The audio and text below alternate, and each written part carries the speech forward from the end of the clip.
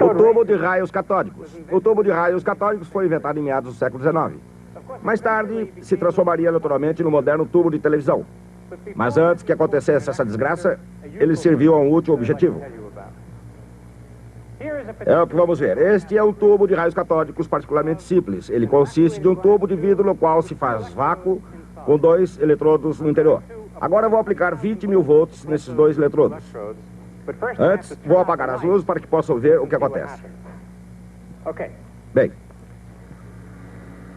como podem ver, seu interior é fulgurante. Também podemos observar que essa cruz de malta projeta uma sombra na extremidade. A cruz de malta é o eletrodo positivo. Observem como posso movimentar facilmente a sombra de um lado para outro, simplesmente aproximando um ímã como esse.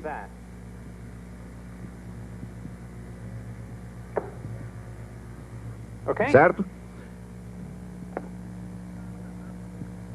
Vamos começar do começo. Acreditava-se que essa fulguração fosse um feixe de partículas carregadas porque ela podia ser facilmente desviada com um ímã comum. Mas para provar que isso era verdade, seria preciso desviá-lo com um campo elétrico. Por alguma razão desconhecida, isso não funcionou. Foi então que apareceu um cientista britânico chamado J.J. Thomson.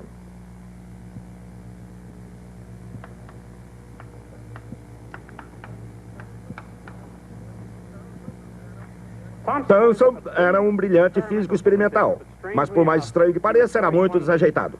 De fato, segundo a lenda, ele quebrava todo o tubo de raios catódicos em que punha as mãos.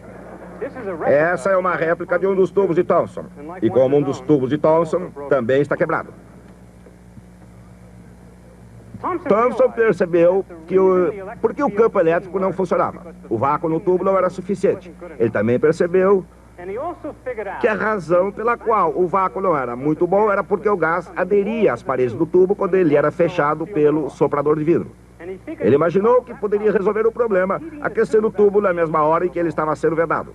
Assim, ele providenciou para que os tubos fossem aquecidos no momento em que eram vedados pelo soprador.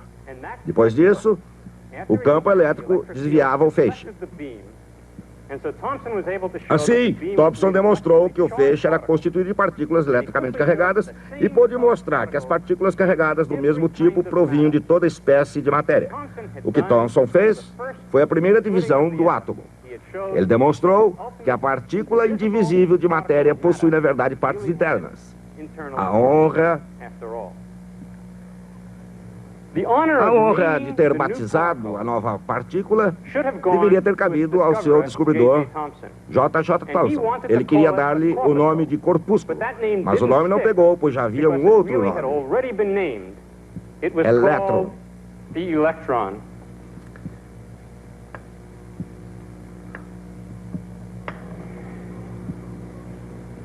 Assim, J.J. Thomson dividiu o átomo e descobriu o elétron cozinhando seus tubos. Esse nome, elétron, deu início a uma tradição na física.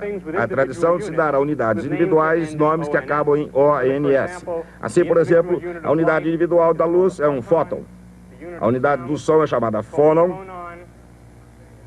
A unidade de matéria é um próton. Temos ainda os nêutrons e assim por diante. De fato, os sociólogos descobriram recentemente que até mesmo as populações humanas possuem unidades individuais, chamadas persons.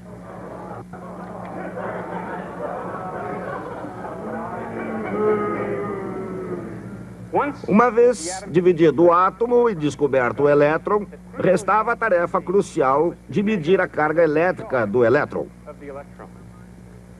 Esse trabalho foi feito em uma das experiências clássicas da física, pelo grande experimentalista americano Robert Andrews Millikan. Um pequeno recipiente de óleo, uma panela de ferro resistente, energia suficiente, uma pitada de disciplina, um pouco de criatividade. E talvez um toque de genialidade. Esses foram os ingredientes essenciais na receita experimental do físico, o cientista Robert A. Millikan. O feito A medição do valor da carga do elétron. O tempo de preparo, quase meio século. 1868. O ano em que uma jovem nação, ainda abalada pela Guerra Civil, foi unida pela ferrovia transcontinental. Nesse mesmo ano nascia Robert A. Millikan, filho de um pregador de Iowa. Ele estudou os clássicos no Oberlin College, em Ohio. Mais tarde, como não havia uma vaga para ensinar latim ou a história da Grécia Antiga, ele tornou-se instrutor de física elementar. Pareceu promissor. A Universidade de Columbia lhe concedeu uma bolsa de pesquisas em física, a qual ele perdeu após o primeiro ano. Isso o fez duvidar, mas não desistir de sua habilidade como cientista. Voltou então ao Centro-Oeste, onde estudou com Albert A. Michelson na Universidade de Chicago. Michelson recebera o Prêmio Nobel pelo desenvolvimento de um instrumento extraordinário para medir distâncias através da interferência das ondas de luz. Millikan desejava mais do que passar um verão em Chicago. Ele queria iniciar ali sua carreira na física. Para se preparar ainda melhor, ele visitou inúmeras universidades e laboratórios famosos no Velho Mundo.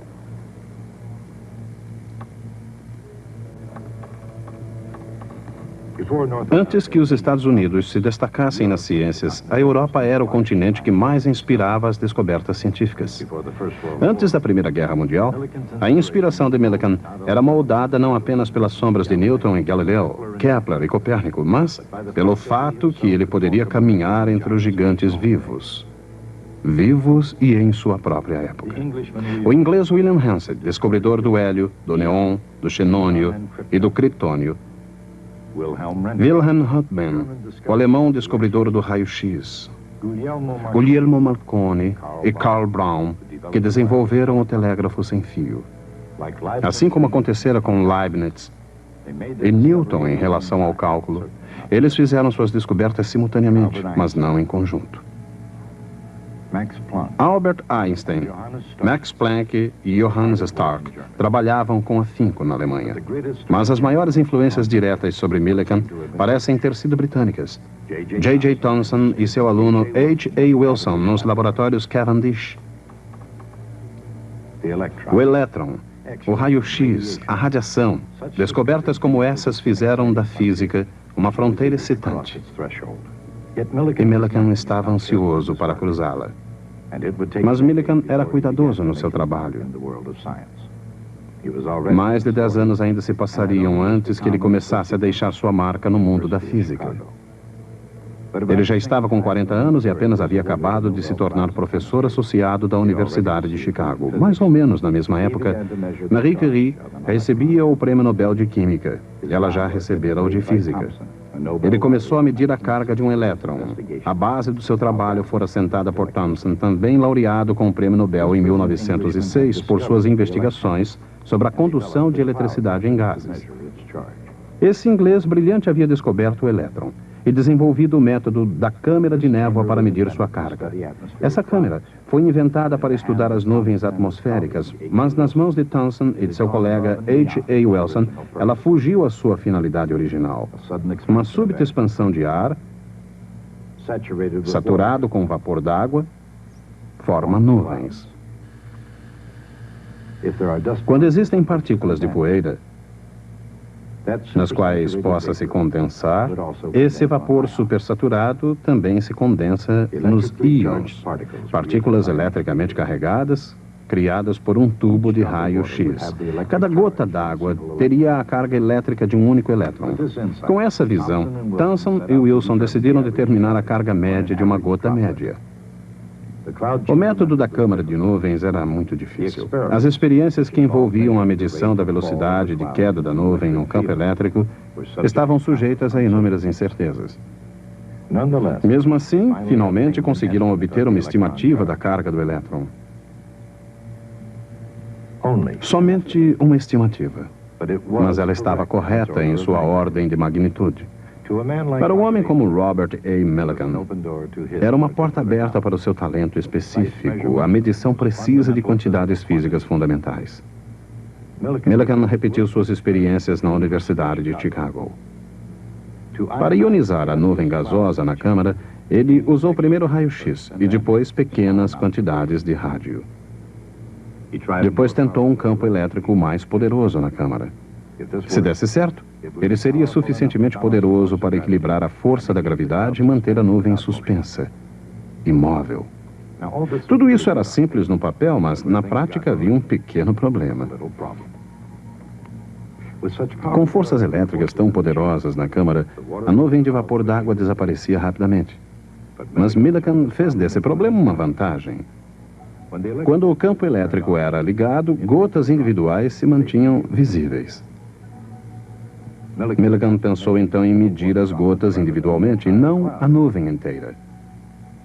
Se fosse possível fazer medições dessas gotas, os efeitos dos elétrons individuais poderiam ser determinados.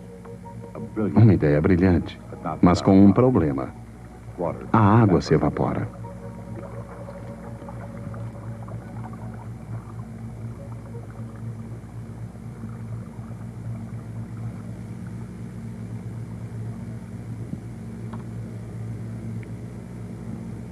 Em vez da água, pensou Millikan, por que não usar gotas de óleo? O óleo, ao contrário da água, não se evapora. Em 1907, na Universidade de Chicago, ele começou a obter resultados.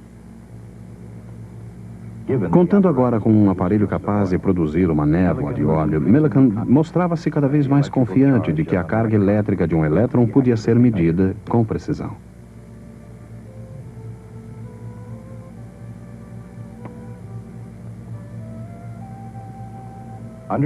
Sob sua orientação, Harvey Fletcher, um estudante da Brigham Young University, sugeriu um vaporizador. O primeiro aparelho de Fletcher para a experiência das gotas de óleo, assim como a ideia original de Millikan, era simples, eficaz e brilhante. Foi uma associação que começou a dar resultado.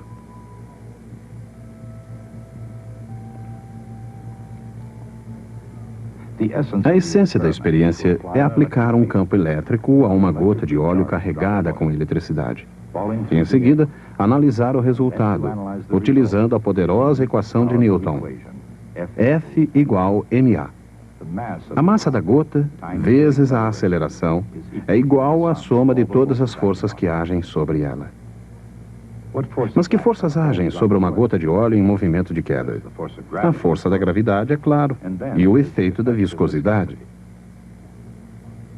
Uma gota de óleo, mesmo que isso ocorra apenas num milionésimo de segundo, tem a aceleração de um corpo em queda livre.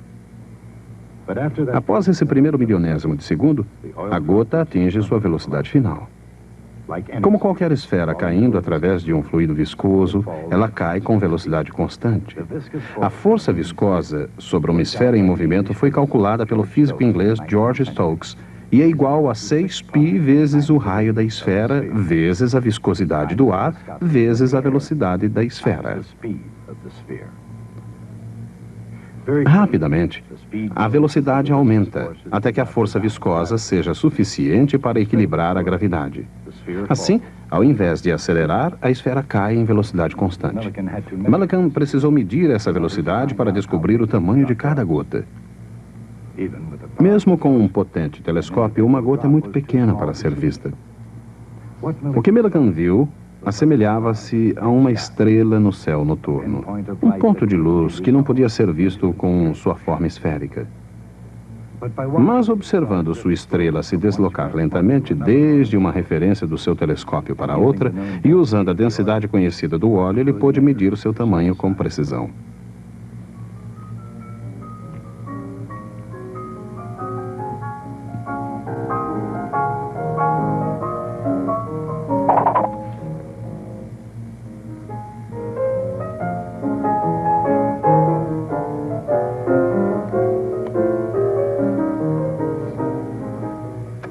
Agora ele podia ligar o campo elétrico e criar uma força elétrica dada pelo produto do campo elétrico pela carga da gota.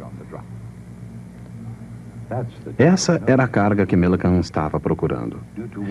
Seja ela devido a um único elétron ou a um pequeno número deles, ela seria um múltiplo inteiro da unidade fundamental de carga elétrica. Com a força elétrica, ele podia impulsionar a gota para cima até que ela atingisse novamente uma velocidade constante. Juntamente com a velocidade medida, com o campo desligado, a nova velocidade lhe proporcionou tudo o que necessitava para encontrar a carga.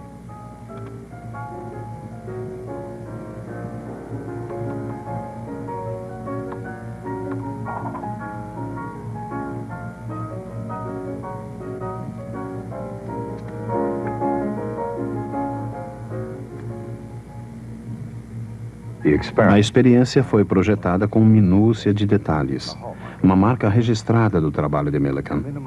Para reduzir ao mínimo a turbulência sobre as gotas de óleo que caíam entre placas paralelas, uma pesada panela de ferro foi projetada para conter e proteger as placas. O ar era filtrado com lã de vidro antes de entrar no vaporizador, que deveria lançar a mais fina possível nuvem de gotas de óleo na câmara. Mesmo a luz que iluminava as gotículas foi pesquisada. Uma solução de sulfato de cobre e um tubo de água de 1 metro de comprimento deveriam remover o excesso de calor produzido pela luz. Quando chegou a hora, Millikan tomou todas as providências para que nada atrapalhasse a experiência. Cronômetro na mão, durante horas ele observou através de seu telescópio o que acontecia dentro da câmara.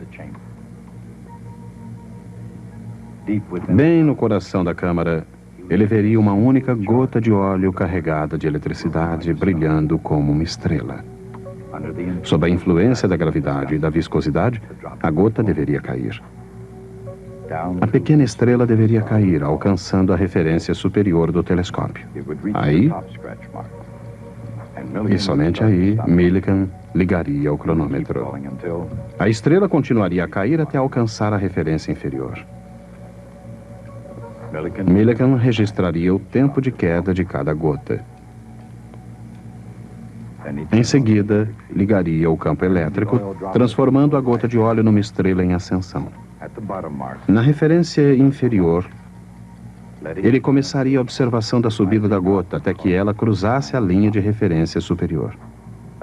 Muitas e muitas vezes, ele observaria a subida e descida da gotícula. Muitas vezes observando uma única gota durante horas a fio. Centenas de medidas foram obtidas, registradas e analisadas para produzir a medição mais precisa jamais obtida da unidade fundamental de carga elétrica. Os valores finais publicados, 4,77 vezes 10 elevado à potência menos 10 em unidades eletrostáticas, apresentaram uma diferença de apenas 2% dos resultados obtidos antes da utilização de óleo na experiência.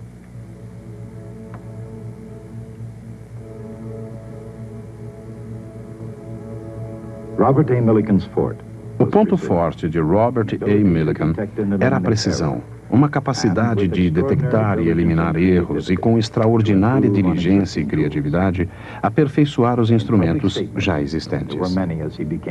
Em pronunciamentos públicos, e foram muitos em sua vida de estadista, da comunidade acadêmica, ele usou todas as oportunidades para exaltar o método científico.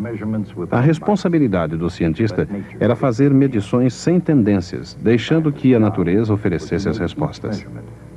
A tarefa do cientista é fazer as medições, não importa o quão penosamente, e publicar tudo o que for obtido. Determinar a significância dos dados era a tarefa dos colegas cientistas.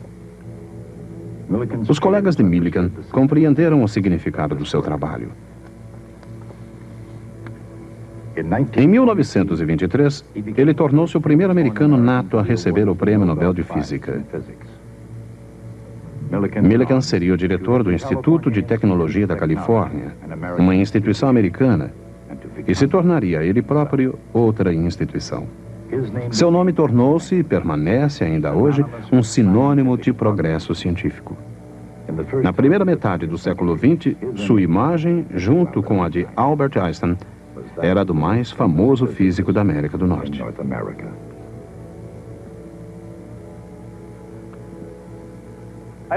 Gostaria que vocês vissem como foi essa experiência. Quero que observe uma coisa. Essa lata. A mesma lata está na extremidade da bancada. Esse é o verdadeiro equipamento utilizado por Millikan e ainda está funcionando depois de todos esses anos.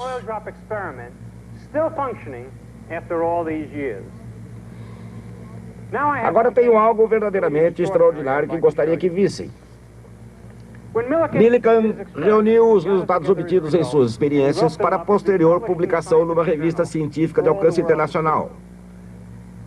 Mas antes disso, ele precisava de um lugar para anotar os resultados das experiências no momento em que elas aconteciam. As anotações foram feitas nesse caderno. Não havia intenção de se mostrar esse caderno a ninguém. Era apenas para uso de Millikan. Esta página tem a data de quarta-feira, 20 de dezembro de 1911.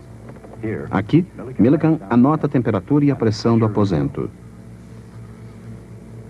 E aqui, sob a inicial G, de gravidade, uma série de números. Cada um deles representa o tempo que cada gota de óleo levou para cair entre as duas referências do seu telescópio. Numa coluna semelhante, sob a inicial F, o campo elétrico e, novamente, o tempo consumido na queda de cada gota de óleo. A partir desses tempos, ele calcula as velocidades V1, V2 e etc. Usando essas velocidades, ele encontrou o logaritmo de V1 mais V2. Assim, ele pôde acrescentá-lo à metade do logaritmo de V1.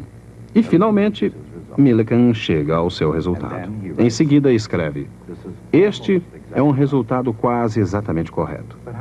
Como podia ele afirmar isso? Admitia-se que ele estivesse procurando uma constante fundamental da natureza cujo valor não sabia com antecedência. Por que ele diz, isto está correto? Em outra página ele escreve, beleza. Nesta página, beleza, publicar. Em outra, muito baixo, alguma coisa está errada. Aqui uma nota muito reveladora. Não muito certo da distância, 1,273. Essa é a questão.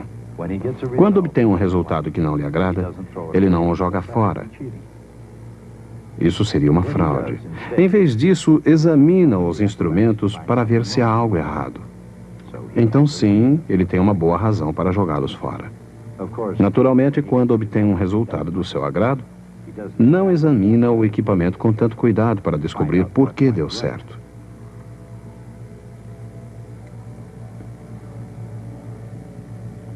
Naturalmente, isso cria uma predisposição de obter os resultados desejados. Aqui temos outra página. Melhor ainda. Beleza. Publicar. E assim, páginas e páginas.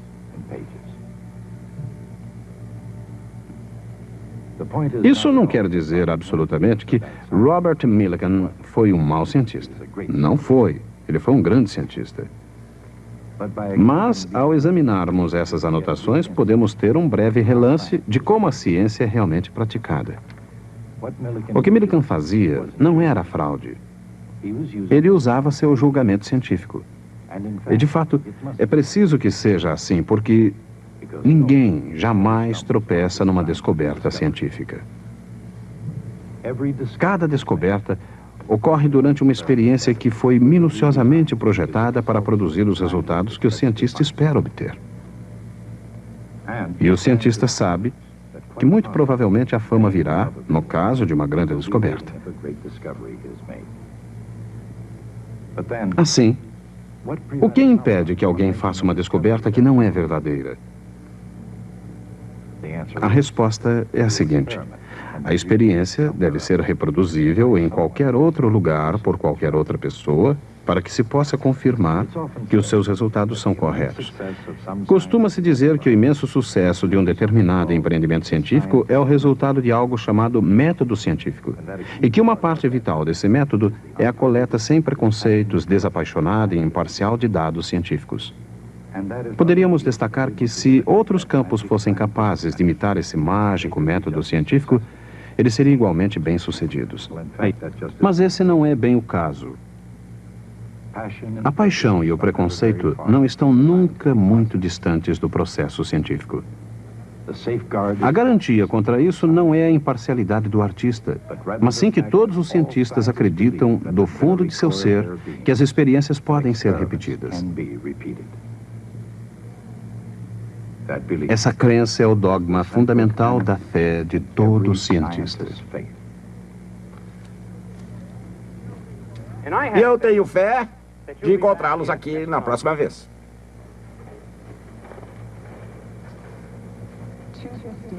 Até hoje, a experiência da gota de óleo de Robert A. Millikan permanece como uma das medições clássicas na história da física.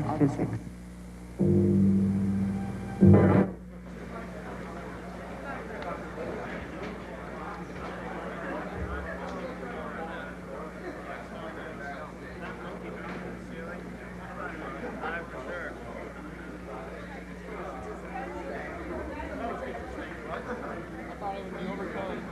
How can you be in front of if he's invisible?